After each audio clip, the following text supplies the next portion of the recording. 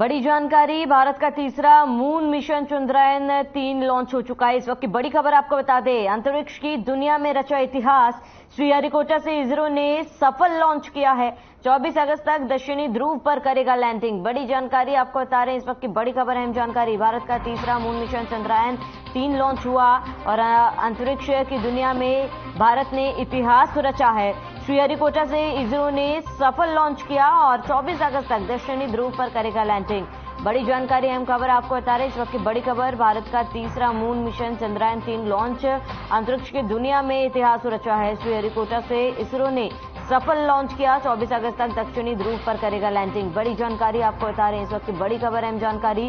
भारत का तीसरा moon mission Chandrayaan-3 launch हुआ है, अंतरिक्ष की दुनिया में इतिहास रचा। श्रीहरिकोटा से इसरो ने सफल लॉन्च किया, 24 अगस्त तक दक्षिणी ध्रुव पर करेगा लैंडिंग। बड़ी जानकारी, अहम खबर आपको बता रहे हैं, इस वक्त की बड़ी खबर, अहम जानकारी।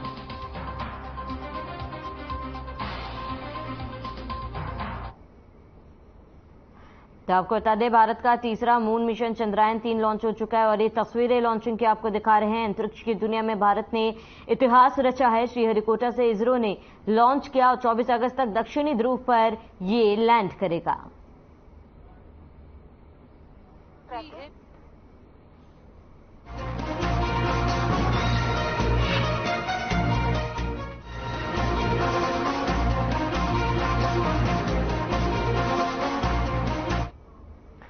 गुरुग्राम में G20 सम्मेलन के उद्घाटन सत्र में पहुंचे अमित शाह ने प्रदर्शनी का निरीक्षण किया। NFT, AI और मेटावर्स के युग में अपराध और सुरक्षा पर 2 दिवसीय सम्मेलन हो रहा है। वहीं गुरुग्राम के हयात रिजेंसी होटल में NFTs, AI और मेटावर्स के युग में अपराध और सुरक्षा पर G20 सम्मेलन के मेहमानों के सम्मान में हरियाणा सरकार की ओर से रात्रि भोज प्रबंध किया गया था, जिसमें कई नेता शिरकत की। वहीं रात्रि भोज के दौरान विदेशी डेलीगेट्स को हरियाणवी संस्कृति से रूबरू कराया गया। इस दौरान उप मुख्यमंत्री दुष्यंत चौटाला, केंद्रीय राज्य मंत्री कृष्णपाल गुर्जर, सहकारिता मंत्री डॉक्टर बनवारी लाल, विकास एवं पंचायत मंत्री देवेंद्र सिंह बबली, सांसद रमेश कौशिक, सांसद सुनीता दुग्गल, राज्यसभा सांसद कार्तिकेय शर्मा भी मौजूद रहे। तो अपराध और सुरक्षा पर 2 दिवसीय सम्मेलन का आयोजन किया गया था और सीएम, डिप्टी सीएम इस कार्यक्रम में शामिल हुए। विदेशी डेलीगेट्स को हरियाणा की संस्कृति से भी रूबरू कराया गया और ये तस्वीरें आपको दिखा रहे हैं रात्रि भोज की। उनके लिए रात्रि भोज का आयोजन किया गया था, जिसमें तमाम डेलीगेट्स पहुंचे थे।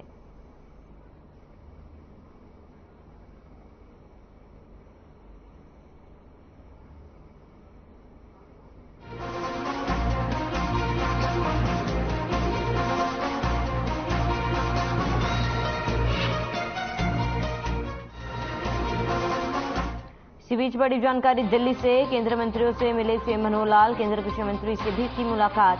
किसान हितैषी योजनाओं को लेकर चर्चा हुई है। बड़ी खबर, अहम जानकारी आपको बता दें, दिल्ली से केंद्रीय मंत्रियों से मिले सीएम मनोहर लाल, केंद्रीय कृषि मंत्री से भी मुलाकात की है। किसान हितैषी योजनाओं को लेकर चर्चा हुई। बड़ी जानकारी, अहम खबर आपको बता दें, इस वक्त की बड़ी खबर। केंद्रीय मंत्रियों से मिले सीएम मनोहर लाल, इस वक्त की बड़ी खबर, अहम जानकारी। तो बड़ी खबर आपको बता रहे हैं, केंद्रीय मंत्रियों से सीएम मनोहर लाल ने मुलाकात की। केंद्रीय कृषि मंत्री से भी मुलाकात हुई।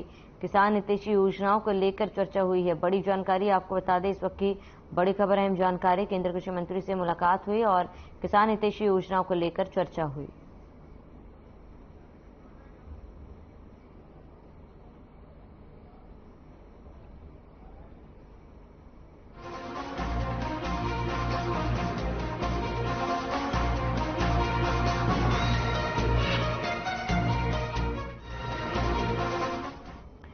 तो रेवाड़ी पहुंचे कैबिनेट मंत्री बनवारी लाल ने इनेलो सुप्रीमो ओम प्रकाश चौटाला के मुख्यमंत्री बनने वाले बयान पर कहा कि इनेलो मात्र एक विधायक की पार्टी है और इनेलो पार्टी मुंगेरी लाल के हसीन सपने देख रही है।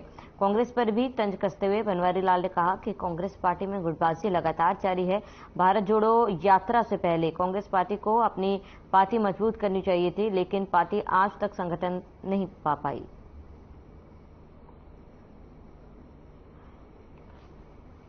तो मुंगेरी लाल के हसीन सपने देख रही है इनेलो। कांग्रेस में लगातार गुटबाजी जारी है, जिसके कारण पार्टी ने अभी तक संगठन नहीं बना पाई है और प्रदेश में सीएम मनोहर लाल की ही सरकार होगी। और इनेलो पार्टी मुंगेरी लाल के हसीन सपने देख रहे हैं, यह आरोप डॉक्टर बनवारी लाल ने लगाया है।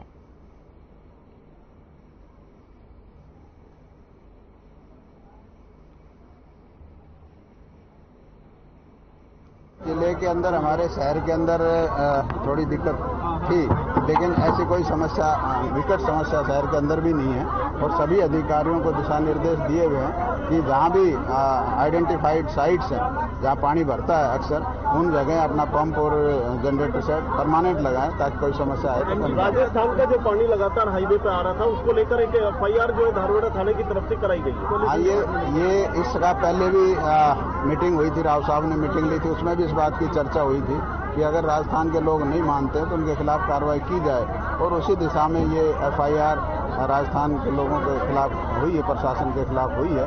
तो मुझे लगता है कि अब इसके बाद कुछ उनके कान खड़े होंगे और इसमें जो CETP उनको बनानी वो बनाएंगे।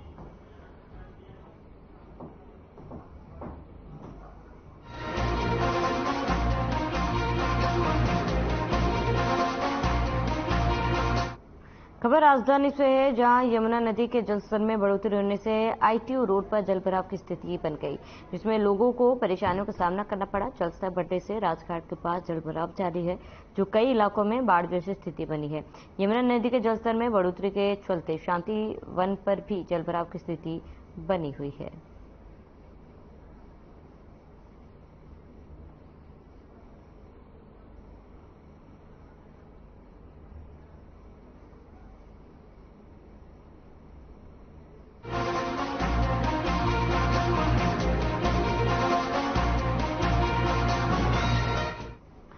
जननायक जनता पार्टी ने अपने संगठन की पुनर्गठन प्रक्रिया के तहत सभी 22 जिलों में जिला प्रवक्ताओं की नियुक्तियां की है।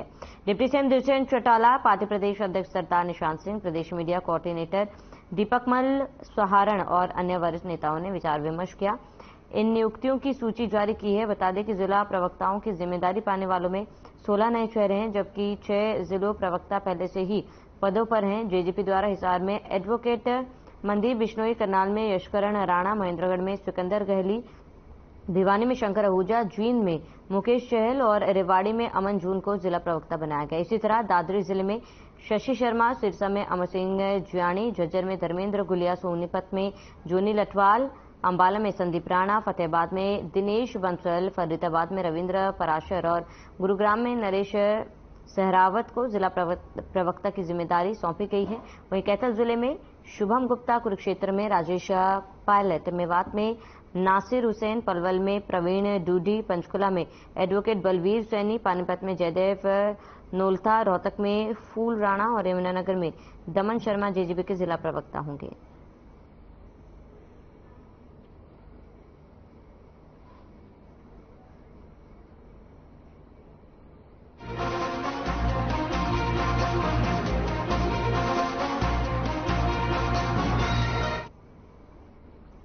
भिवानी में सेम फ्लाइंग लगातार ताबड़तोड़ छापेमारी कर रही है। एक बार फिर से टीम एक्शन मोड पर दिखाई दी, जहां एक्साइज विभाग और खुफिया विभाग की संयुक्त टीम ने दादरी गेट स्थित एक शराब के ठेके पर छापेमारी की। इस दौरान टीम ने ठेके में नियमों का उल्लंघन करने मामले में ठेके को 2 दिन के लिए सील कर दिया। जानकारी देते हुए एक्साइज विभाग अधिकारी ने बताया कि ठेका संचालक तय रेट से कम में देसी शराब बेचता था। इसे लेकर कई शिकायतें सामने आ रही, जिसके बाद टीम ने ये कार्रवाई की है।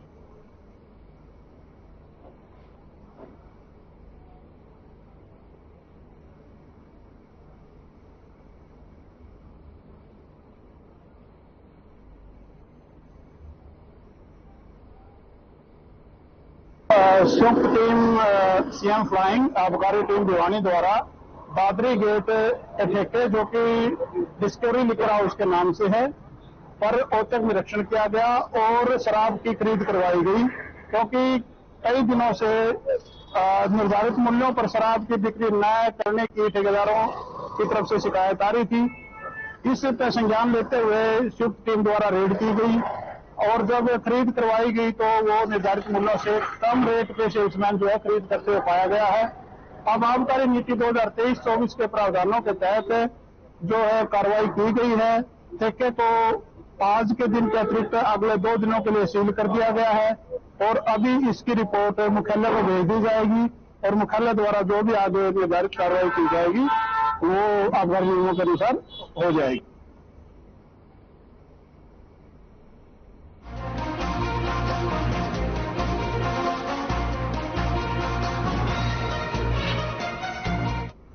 गुरुग्राम लोकसभा क्षेत्र से सांसद राव इंद्रजीत सिंह के पिछले 9 वर्षों के कार्य को लेकर जब मेवात के लोगों ने उनकी प्रतिक्रिया ली गई, मेवात के लोगों ने कहा कि सांसद राव इंद्रजीत सिंह पिछले लगातार 2 बार से सांसद है, लेकिन उन्होंने मेवात के लिए कुछ भी नहीं किया। केवल चुनाव के समय में ही वो मेवात के लोगों की सूद लेते हैं।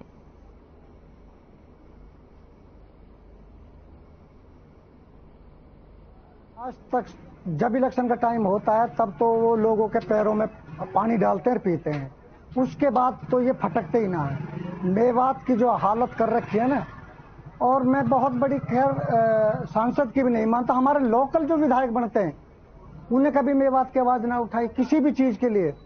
गलती से मुझे एक लीडर मिल गया था और मैंने उससे पूछा, जी आपके तो यहाँ हर तरह के भवन हैं, जाट भवन, गुजर भवन, सब भवन, आज तक मेव भवन क्यों नहीं है?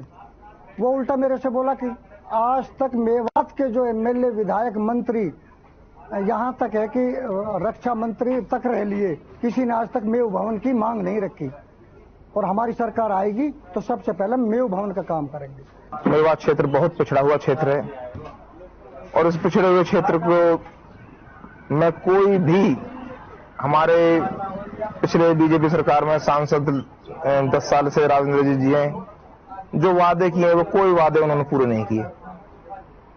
नहीं यहाँ पर कोई सड़क जो अपना ये दिल्ली अलवर रोड है, ये खूनी रोड के नाम से मशहूर है, ये 4 लेन करना था, डबल बनना था, 4 लेन बनना, आज तक ये नहीं बना। कोटला झील है, उसका कोई सौंदर्यीकरण था, वो नहीं हुआ। शिक्षा का क्षेत्र इतना गिरा हुआ है कि वहां पर कोई कैसी सुविधा कोई नहीं है। ऑफिसों में, सरकारी डिपार्टमेंटों में, सब में बुरा हाल है। रिश्वतखोरी कोई कम नहीं हुई, रिश्वतखोरी और बढ़ गई है। कहते थे बीजेपी सरकार में रिश्वतखोरी कम होगी, और बढ़ गई है। अल्ताफ हुसैन, मैं ये समझता हूँ कि ये 2009 में पहली दफा यहाँ सांसद बने और शायद कई चीजें यहाँ रह गई, लेकिन फिलहाल तो मैं समझता तो ये हमारी सड़क की है। सरकार ने कागजों में तो कर दी इसकी घोषणा कि भाई ये जो है ना, इसको 4 लाइन बनाएंगे, नगीना से होडल जो है इसको 4 लाइन बनाएंगे, लेकिन रोजाना आदमी मर रहे हैं इस पे, रोजाना कई सालों से आदमी मर रहे हैं इस पे, नूह से लेकर के राजस्थान बॉर्डर तक, लेकिन पता नहीं, सरकार को पता ही नहीं लगता। कम से कम इसके गड्ढे भर जाएं जब तक ये 4 लाइन हो। अच्छा, फिर बहुत से सवाल हैं, सवाल एक नहीं है सांसद से। सांसद साहब जब इलेक्शन आते हैं तब जो है नजर आते हैं, 5 साल तक तो ये नजर आते नहीं है। पहले भी 2009 में जब ये बने तो फिर बाद में जब आया इलेक्शन तो उसके बाद जो है, चलो कोई बात नहीं, पार्टी वार्टी से तो कोई फर्क नहीं, पार्टी ने बदल ली, लेकिन कम से कम जहां से सांसद बने हैं उनका भी तो ख्याल रखना चाहिए था। यहाँ यूनिवर्सिटी होनी चाहिए, यहाँ अस्पताल होना चाहिए, यहाँ नल्लड़ अस्पताल को जो है ना खेल बना रखा है उसका, उसमें कभी डॉक्टर जो है ना, जो भी ट्रेंड हो जाता है डॉक्टर, वो उसको जो है ना उसका ट्रांसफर कर देते हैं। तो अभी कई सारी चीजें हैं यहाँ। पुलिस का जो है ये फर्जी जो है बना देते हैं, किसी पे भी FIR दर्ज कर देते हैं। ऐसे कई केस मेरे सामने आए हैं, मैंने हाई कोर्ट में भी उठाया, सुप्रीम कोर्ट में भी मैंने उठाया है।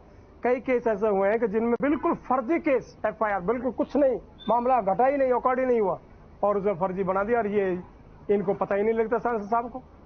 तो कई चीजें हैं। फिलहाल तो हम जो है ना, मैंने ये सड़क का ही मामला उठाया है कि ये सड़क जो है कम से कम नूह से लेकर के अलवर राजस्थान तक इसके गड्ढे भर जाए कम से कम। उधर 7 चौखा से जो है होडल तक इतनी खराब रोड है कि उस पर आदमी पैदल नहीं चल सकता, व्हीकल तो जब जाएगा, और जो आदमी मर रहे हैं उनकी सही मायने में तो सरकार जिम्मेवार है। यही बात है जी मेरी तो।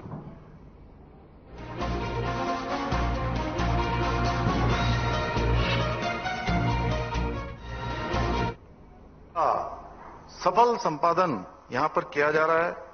भाइयों बहनों, आज मैं ये भी बताना चाहता हूँ कि हमारे प्रदेश के अंदर उत्तराखंड में अटल आयुष्मान योजना, ये हमारे प्रदेश के लिए एक वरदान साबित हुई है। आज प्रदेश में सभी को निःशुल्क सुविधा, स्वास्थ्य सुरक्षा प्रदान करने के साथ ही कैशलेस उपचार देने की दिशा में भी तेजी से काम हो रहा है।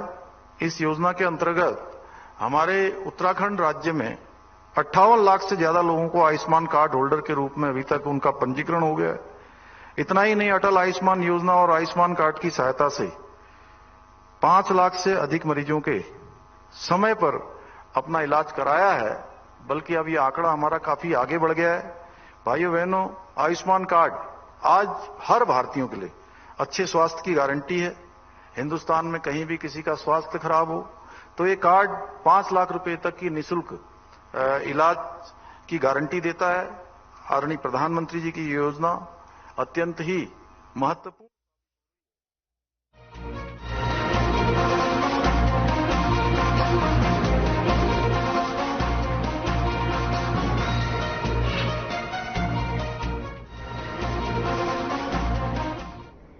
इंद्री के डबकोली गांव की एक बुजुर्ग महिला की बाढ़ के पानी में डूबने से मौत हो गई। बताया जा रहा है कि बुजुर्ग महिला अपने घर से बाहर निकली थी, लेकिन सड़कों पर गड्ढा और पानी का तेज बहाव होने से बुजुर्ग गड्ढे में गिर गई और पानी में बह गई। हालांकि लोगों ने उसे बचाने की कोशिश की। फिलहाल पुलिस ने शव को कब्जे में लेकर कार्रवाई शुरू कर दी।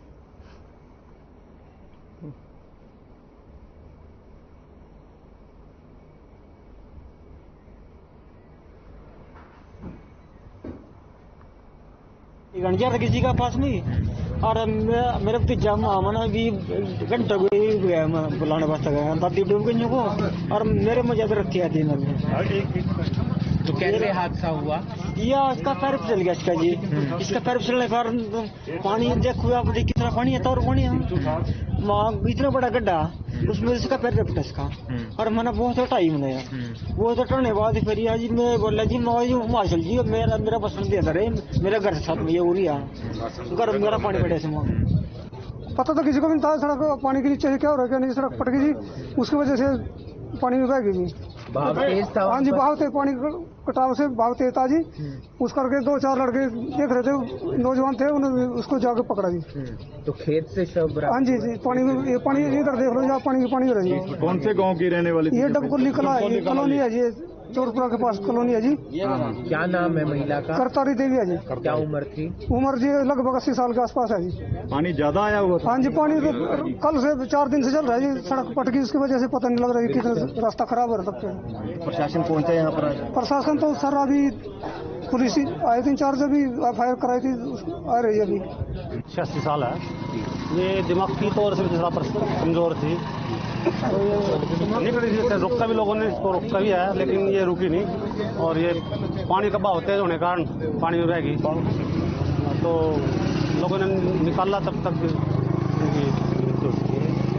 कौन सा गांव है? कैसे? ये डबकोली कला गांव है, डबकोली कला गांव है। इसके दो लड़के हैं। फिलहाल यहाँ रस्सी बांधी गई है? हाँ, रास्ता बंद कर दिया गया। ये तो पहले बंद है, रास्ता पहले बंद है, लेकिन ये दिमागी तौर से कमजोर होने के कारण ये रुकती नहीं थी, मानती नहीं थी किसी की। तो लोग रोका भी इसको लोगों ने, लेकिन ये रुकी नहीं। और जैसे पानी का बहाव तेज था, पैर फिसल गया और वो पानी साथ चल लोगों ने तब तक निकाला जब तक इसकी।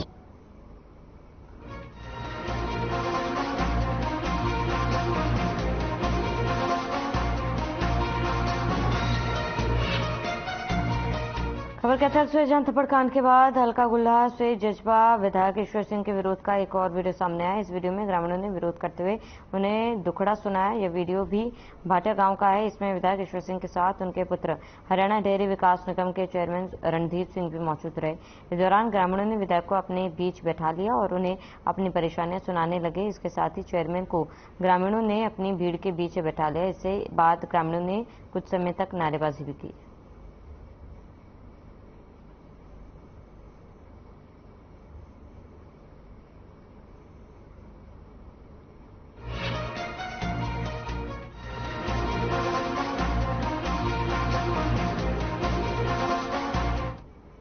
राजस्थान के भिवाड़ी औद्योगिक क्षेत्र से हरियाणा के धारूहेड़ा में छोड़े जा रहे केमिकल युक्त पानी के मामले में धारूहेड़ा सेक्टर 6 थाना में केस दर्ज किया गया।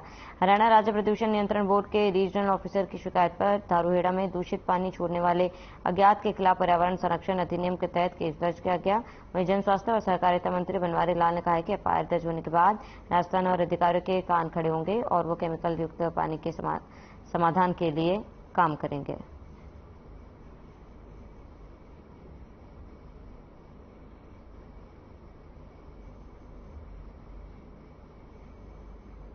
जिले के अंदर हमारे शहर के अंदर थोड़ी दिक्कत थी, लेकिन ऐसी कोई समस्या, विकट समस्या शहर के अंदर भी नहीं है। और सभी अधिकारियों को दिशा निर्देश दिए हुए हैं कि जहां भी आइडेंटिफाइड साइट्स हैं जहां पानी भरता है अक्सर, उन जगह अपना पंप और जनरेटर सेट परमानेंट लगाएं ताकि कोई समस्या आए तो। राजस्थान का जो पानी लगातार हाईवे पे आ रहा था उसको लेकर एक FIR जो है धारवाड़ा थाने की तरफ से कराई गई है। हाँ, ये इसका पहले भी मीटिंग हुई थी, राव साहब ने मीटिंग ली थी, उसमें भी इस बात की चर्चा हुई थी कि अगर राजस्थान के लोग नहीं मानते तो उनके खिलाफ कार्रवाई की जाए। और उसी दिशा में ये FIR राजस्थान के लोगों के खिलाफ हुई है, प्रशासन के खिलाफ हुई है। तो मुझे लगता है कि अब इसके बाद कुछ उनके कान खड़े होंगे और इसमें जो CETP उनको बनानी वो बनाएंगे। दोनों चीज़ों का, धारवाड़ा के अंदर जो पानी आ रहा है भिवाड़ी से, उसका भी, और धारवाड़ा का जो पानी है वो मेन रोड के ऊपर आ जाता है, हाईवे के ऊपर, उसकी भी चर्चा हुई है। तो हम कर रहे हैं जैसे पिछली बार भी बैठे हुए थे, आप कहते हैं FIR दर्ज कराने के विचार चल रहा है, इस तरह की। हाँ, वो सुनो, वो ऐसा है, वो भी चर्चा है। तो पिछली बार जो DC साहब से हमने बात करी थी तो उनका ट्रांसफर हो गया विभाग से।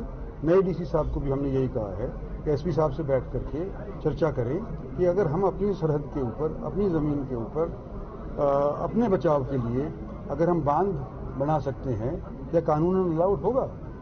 तो जब राजस्थान वाले पिछली बार जब बांध बनाया था धारवाड़ा वालों ने, तो राजस्थान वालों ने आपत्ति दर्ज की थी, 107, 151 के पर्चे वगैरह भी दर्ज करवा दिए थे। तो उसको एक्सप्लोर कर रहे हैं।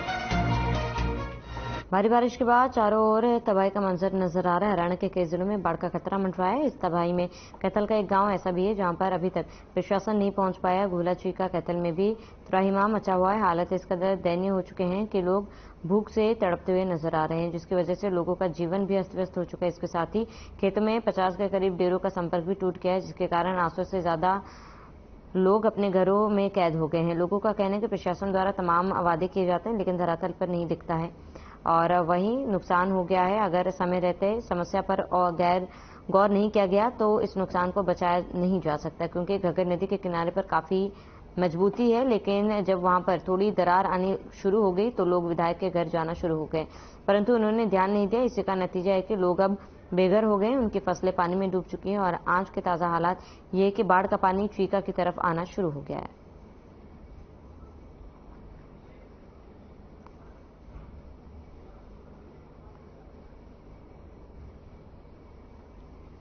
कम से कम 100 गांव इससे बाढ़ से प्रभावित हैं जी।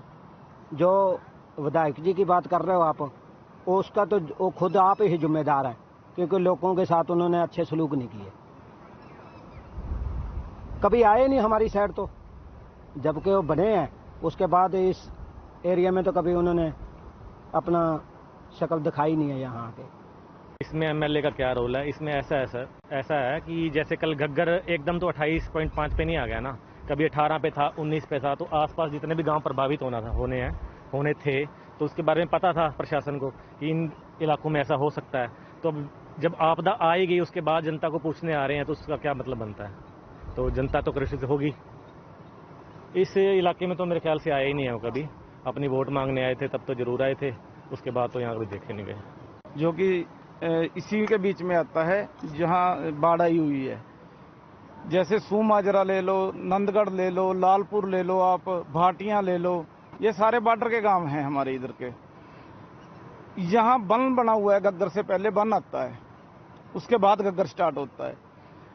जो कि ये टूटने का कारण ये है कि इसने प्रशासन ने इस पे ध्यान नहीं दिया। पहले पानी 18 फुट हुआ, उसके बाद 19 फुट हुआ, फिर 20 फुट हुआ, फिर बढ़ता बढ़ता आज 28 फुट पे चला गया। जे उस बन के ऊपर अच्छी तरह से मरम्मत की होती प्रशासन ने, जहां सरकार ने, जहां लगा लो हमारे यहाँ के स्थानीय विधायक ने जो उसके ऊपर काम किया होता, तो ये बांध नहीं टूटता था और इतने गांव नहीं डूबने थे।